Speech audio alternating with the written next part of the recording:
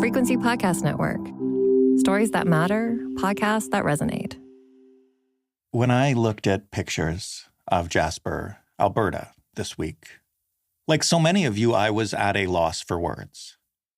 It feels impossible to do another episode on forest fires. At this point in this country, they are what they are. An unstoppable force of nature, helped along by us, that will come for town after town, forest after forest, until we figure out a way to fight the forest fires of the future, which are, of course, now just this week's forest fires. Earlier this year, we spoke with Vaillant, who is one of the leading experts, leading authors. His book, Fire Weather, was nominated for several awards. And he walked us through how this kind of thing happens, how a fire grows beyond our control and rips through whatever is in its way. I hope you'll have a listen, and I hope we'll all start thinking about what we actually do now. These days, a fire's always burning somewhere. We're well into the season already in parts of British Columbia and Alberta. There are a number of communities under evacuation alert this morning because of encroaching and approaching flames. Wildfire season started in February this year. Now, that in itself maybe shouldn't scare you, but the scale of last season's destruction, the drought that has gripped much of the prairies over the winter, and the sheer force of the fires we see now, that should. If there was a true shift in our consciousness into the current era of always-on fires and blazes that can level entire towns, it probably happened around the time of the Fort McMurray fire, which ripped through one of Alberta's biggest population centers with incredible speed and intensity. That was almost 8 years ago. Fires have been evolving in the years since as even drier, even hotter conditions make them even more powerful. So we've had to evolve as well, in the ways that we fight these fires, in the ways we build and maintain communities, and in the way we acknowledge our new reality. Which is, as I said, these days, it's always burning somewhere.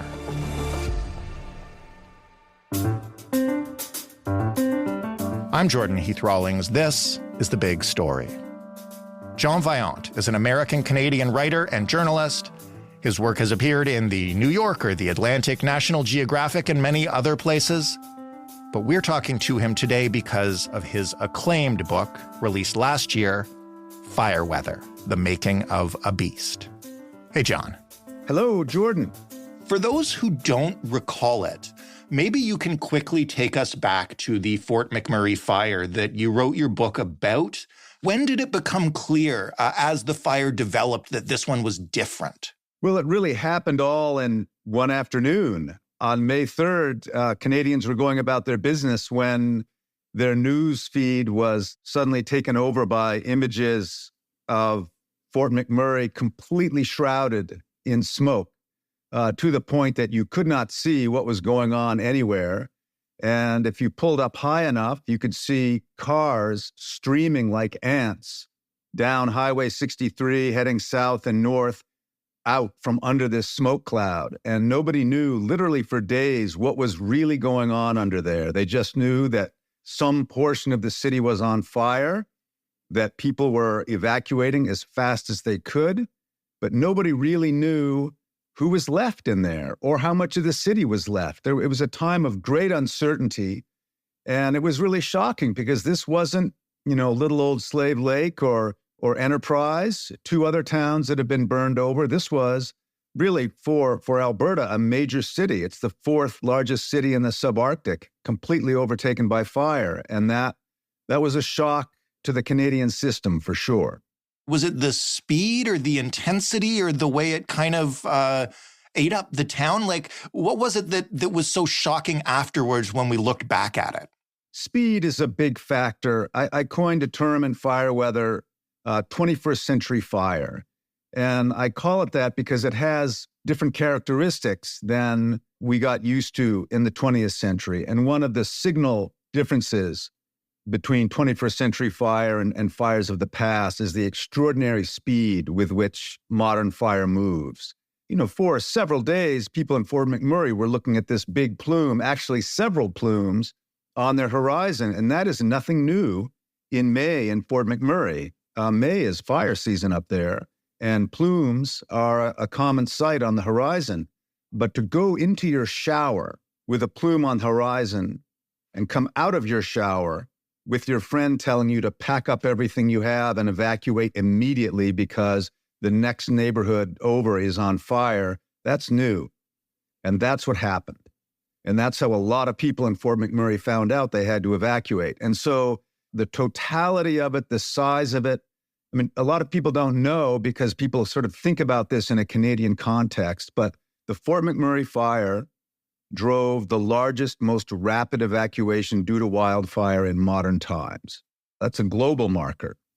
That's not just an Alberta or Canadian marker. Where does this new speed come from? What's driving it that wasn't present before?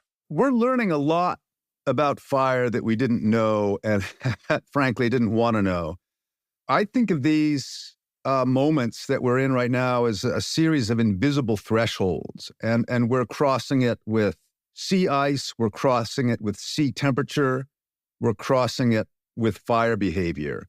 And these are thresholds that we didn't really necessarily even recognize before because we hadn't crossed them before.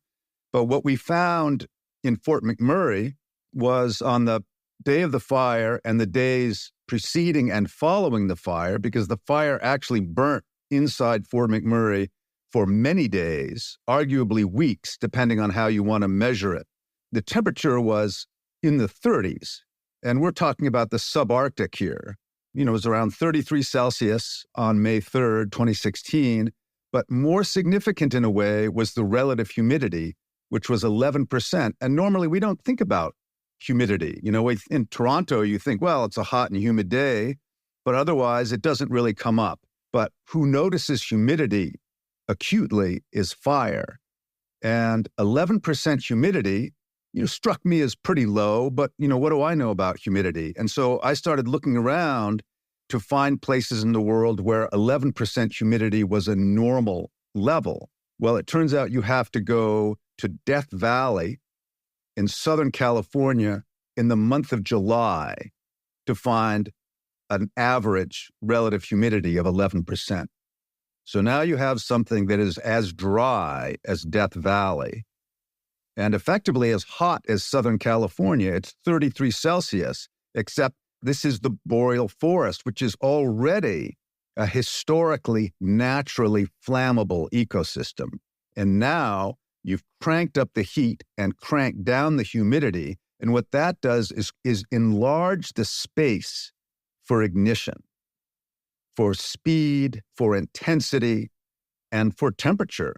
And so now we had this kind of worst case scenario in an already flammable system with a city in the way. A horrible situation that nonetheless was totally predictable because boreal fires in Canada are naturally huge, and they will eventually burn the entire forest in a patchwork fashion. This is normal. This is part of how the boreal forest regenerates itself. And it's interesting to note now that Fort McMurray has grown itself back too. It's sort of following the boreal forest model, burning down and rebuilding itself exactly the way it was before, which is okay for a forest. It is not okay for a petroleum city in the middle of a planet being altered radically by climate change. And your book is filled with descriptions of that fire, and they're descriptions from people who have seen lots of fires and fight these fires and know them and are not scared of them, but this fire is terrifying to them. What was it like talking to those people while reporting this book? Oh, it was amazing. It was amazing to see pretty seasoned and salty professionals saying, yeah, I've been fighting fire for 20 years and they didn't used to do this. And a guy I talked to in Southern California after the Redding fire, he said, yeah, we're used to big, hot fires in California, but they didn't used to moonscape. And what he's talking about is the total destruction and cauterization of the earth, reducing, an inhabited, forested region to what looked to him like a moonscape.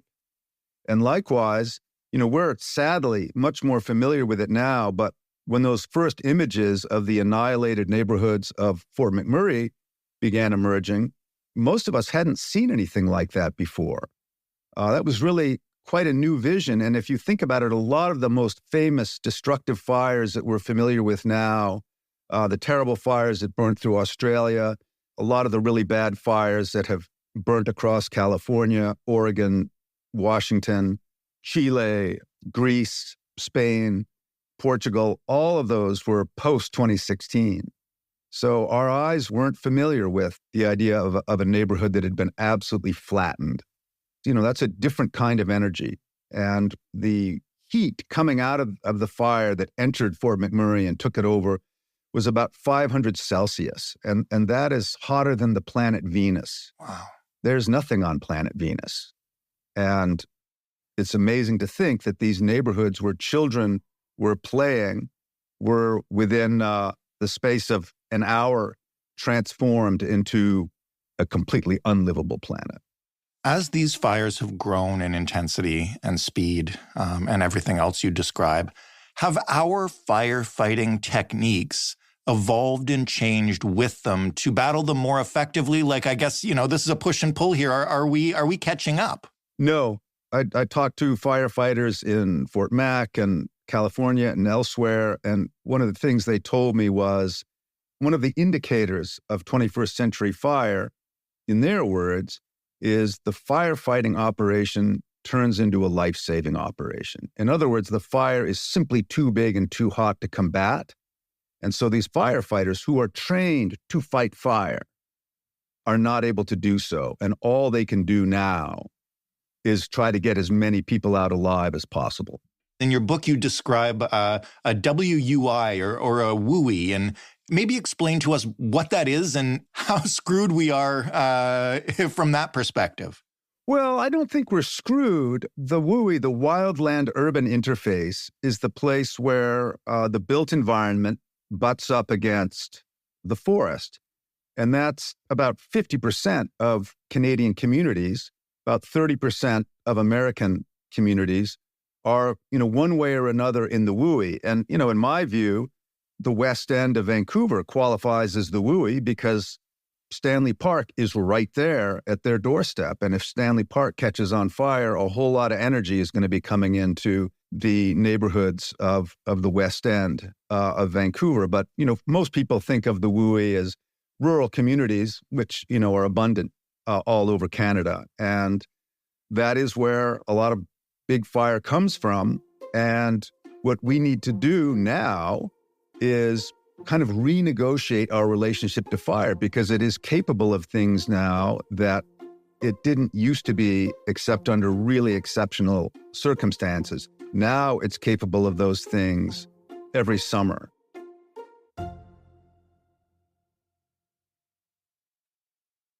How should we be rebuilding a community like Fort Mac, or how should we be adapting our current communities that are in this kind of path to be better prepared against this type of fire? Is there anything we can do that would help with that?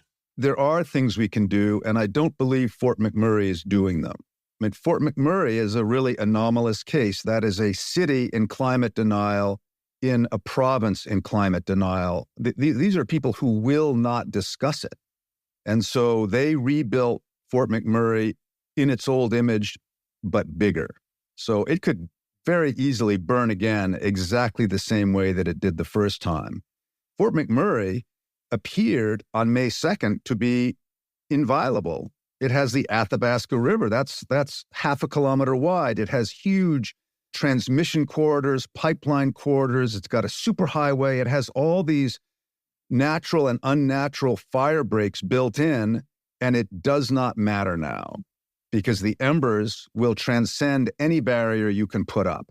And because it's a little bit hotter and a little bit drier, it means those embers can fly farther and land hotter.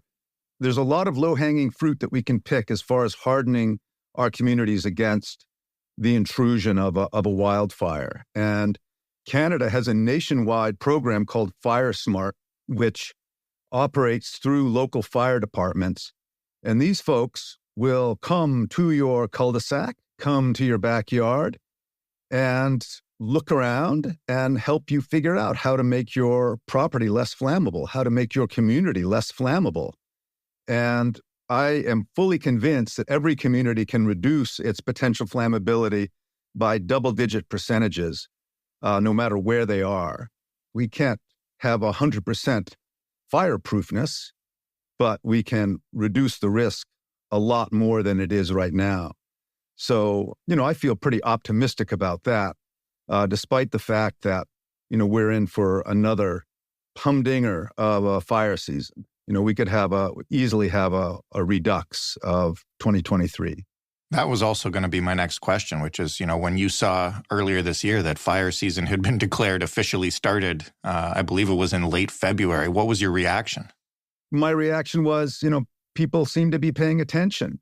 I think if there were fires of that kind, say in 1996, it wouldn't have gotten much notice. But I think people really are on alert now, especially in Western Canada, but they really should be all the way across Canada, because I know for a fact that the Midwest of the United States, and so that means also Quebec and Ontario, at least in the South, are quite dry. And there have already been fires in Minnesota and I think some neighboring states. So, on the one hand, it's totally alarming and unnerving. On the other hand, it has been predicted. And people haven't really been paying attention, frankly, to what climate science have been saying really for 50 years. This has been predicted for 50 years. And people are really attached to their status quo, and it does not suit the petroleum industry to pay attention to climate change or take any responsibility for it. And unfortunately, most Canadian governments, local and federal, have gone along with that. And now, we've had some hell to pay, and it's going to keep going. And so, it's a pretty brutal wake up. And declaring fire season in February is a good start. Mm-hmm. But what we really need to declare is a climate emergency and respond appropriately, which is by decarbonizing ASAP.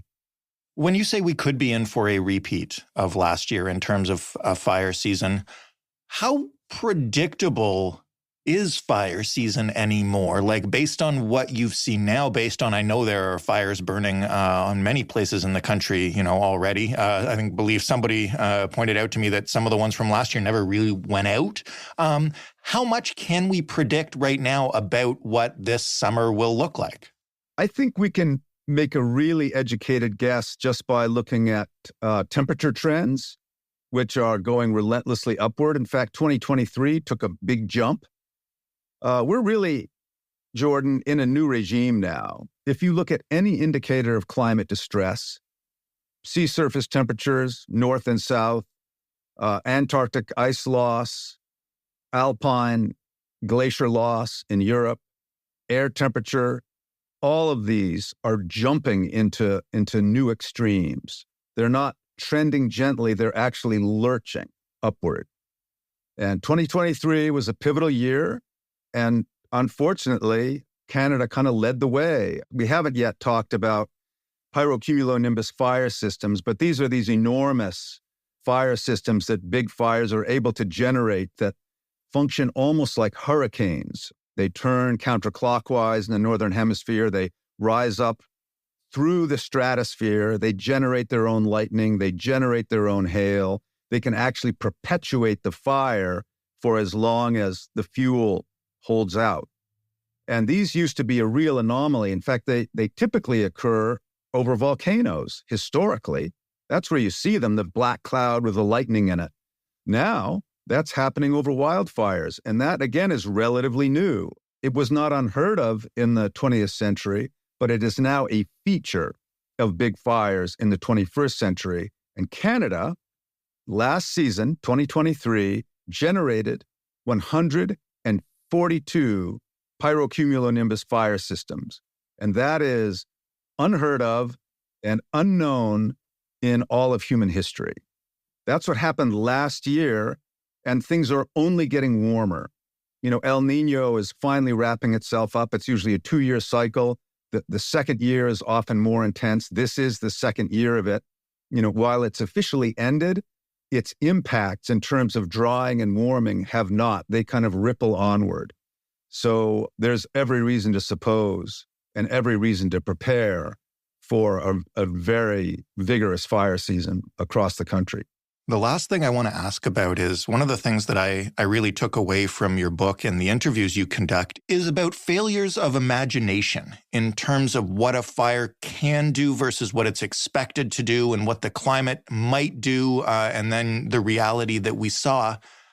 Now that we've seen these types of fires proliferate, are our imaginations still failing us, or do we now have a grasp on, even though these fires are worse and faster and more intense, we understand what we're facing now in a way we didn't maybe back in 2016? That's a really important question, and it really gets, I think, to the essence of human nature. And, understandably, we base our experience on things that have happened before. So we're not that good at predicting the future or imagining things that have never happened. Like the idea of Halifax burning in the 21st century, was really unimaginable until it happened. And likewise, to have fires burning practically from coast to coast all summer long, that was also really hard for us to imagine. But this is an advantage that climate change has over us. There's a real hold my beer quality to the outrages climate change is capable of. We've been shown that now over and over again, that it can do things that we simply can't imagine. It can generate a tornado out of a fire. It can drop a meter of rain on a community. And these are things that just didn't used to happen in nature. And now they do. And so we have been warned, but there is still this kind of knee-jerk allegiance that we have to our status quo, to the way we used to do things, to the way we, quote unquote, always did things. And that is really going to come back and bite us because, as I've said, and as nature has shown us, we're in a new regime now, and we need to step up to that. And when you have a pretty hidebound petroleum industry, for example, it's going to be slow to change. And change feels expensive. Change isn't always popular with voters.